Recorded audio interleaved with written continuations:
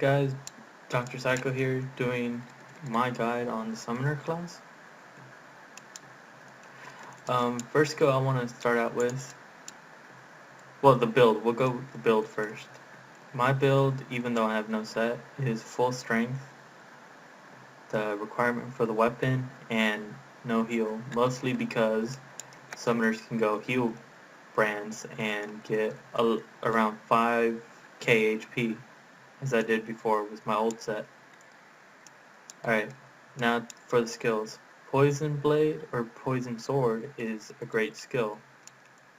It gives you additional poison damage and it also reduces the enemy's defense. I'm not sure if it still has the bleed effect, but I had one before.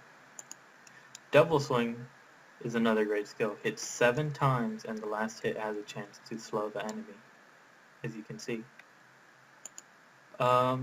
Familiar Spirit I mostly use to fight other summoners or staff summoners, mostly because it increases their poison resistance. Right now mine was at 26, now it's at 41%, which is really great. It's also fast casting, so if you have an enemy getting away, you can use it on them. Vicious Mirror is a great skill, but it has its drawbacks. If you use it and don't hit, you're pretty much an open target for anybody. Mostly range classes, because you're going to be sitting there for 2 to 3 seconds. Dark Avatar is our strongest and most hitting skill, but it's one of the most difficult ones to land. If the enemy runs behind you, they can essentially, dodge all hits. Like the statue only got hit once, but it blocked it. So make sure to time it right, or try and predict where the enemy is going, so that way they run into it and take the damage. Two skills mostly that are neglected by other summoners are Darkness and Bind Sword. Darkness is a great skill, especially for melee classes. If an Alokin, a Baggy Warrior, or any other melee class rushes you, use Darkness and it'll reduce their attack and critical damage, which is really important. And Bind Sword, if the enemy's on HP, then use this skill. It'll reduce their HP and their guard, and it hits twice. They're both very strong skills. They should be used more often by summoners. Cane Hawk used to be a useless skill. It would only increase accuracy, but now at level 10, it gives you around 600 critical and 2% poison damage. 2% doesn't sound like a lot, but in a game where you're hitting more than 10k, that's a good amount. Spirit Dagger, it's a great skill, but it's usually used to pick off enemies or attack from a distance. Most enemies can just run out of range of it, so use it, I guess, wisely. Shadow Revenge is a good skill, and it got upgraded, so now it's, in my opinion, a great skill. Now it gives you melee tolerance. So if you just use Darkness and then you want to, improve your defense more, use Shadow Revenge and you'll have melee damage tolerance. Should become more tanky during the duration of this buff. It also increases range tolerance, so make sure to use it if you're fighting a hunter. For example, if I'm stunned and I can't move and the hunter's in front of me, I could just Shadow Revenge the ground, get closer, and cast a skill. Twin Bore, I love its upgrade because now the slow is on the first hit, not like the last hit like before. Out of Sight, again, another great skill, not really used by summoners often. If your teammate's running and you're running from enemies and you're about to get killed, you could just out of sight to them or out of sight to the enemy and do a skill and try and kill them.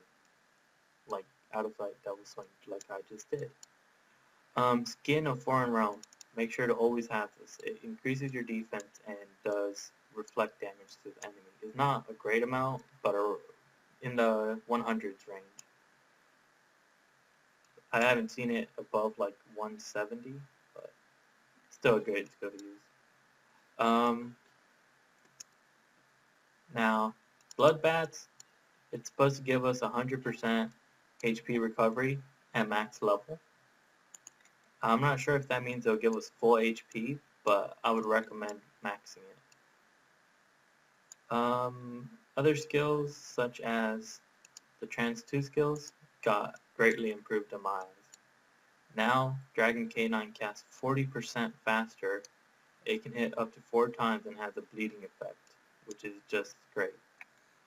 Death Penalty casts 35% faster, has 6 hits, and can slow the enemy.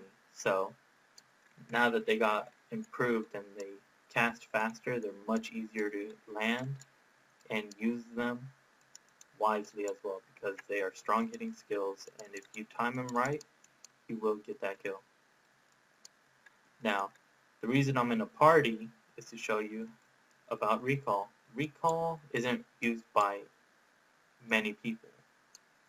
It's rarely used, even to teleport other teammates to safety, because you can't do that as long as they're in your party. Now, it doesn't just serve that purpose. You can also recall yourself, which will make it so you're invincible for 3 seconds and the enemy will lose sight of you. So it can be a lifesaver. If you use it, then go Invisible Shadow. Invisible Shadow is another great skill that many do not use. If there's no looking around and you are on that last 10k HP of health, 10k HP of health, my bad, 10k HP, just use it and get away until you're safe, and then summon your pet. Now, pets are very important. Whether I'm right or wrong, this big controversial thing, Soul Link is always said to reduce our damage by transferring damage to the pet. Many people like to say that it reduces by 35%. I know it, well, what I know is that it's reduced by 28%. But I'm not 100% sure, so it's between the range of 28% and 35% damage reduction. Now, pets always have to be around. If you don't have a pet out, you're gonna die. You're gonna become paper and get torn apart. If your pet's about to die, get somewhere safe, or if you have no other choice, summon it where all the other enemies are at. Make sure to have your pet out at all times. Fury Explosion isn't really a great skill. It's sort of useless. It increases your defense and your other resistance, but you lose your pet. If you are going to use it wisely and make sure you have Invisible Shadow, or you're able to get away without getting killed. Now, Twin Blade Summoners can use Staff Summoner skills, such as Palpus. This skill reduces their poison resistance, can skill lock them, and also slow them. So if you want to do a good combo, you could do that, but be warned, it doesn't work 100% of the time. Builds that you can do if you don't have +9 gear. If you don't have +9 gear, you can just put around 200 in health and the rest on strength for player versus monster, or 2PK. +7, +5 gear, I wouldn't recommend PKing, but if you have no other choice, I guess fight. But if you don't have +9 gear, make sure you put at least 150 on heal. Well, that's my guide on Summoner. I know it's not great, but please comment, like, and constructive criticism is appreciated. Thanks for watching. Alright, I forgot to include the chakra part. Alright, for Twin Blade Summoners, we are Power, Force, and Unpower. Power gives us more damage, more defense. Force gives us more critical, more vitality. Unpower reduces their attack damage and their defense.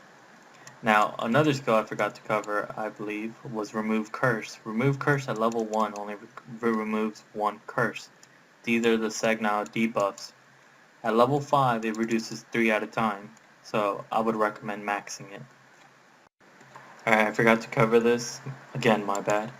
If you're a summoner and there's another summoner in the party and you both are using the same chakras, you can switch it up to resistance and anti-resistance to give your party all the buffs. Against a mage, I would use power, force, and resistance, so they don't do so much damage to you.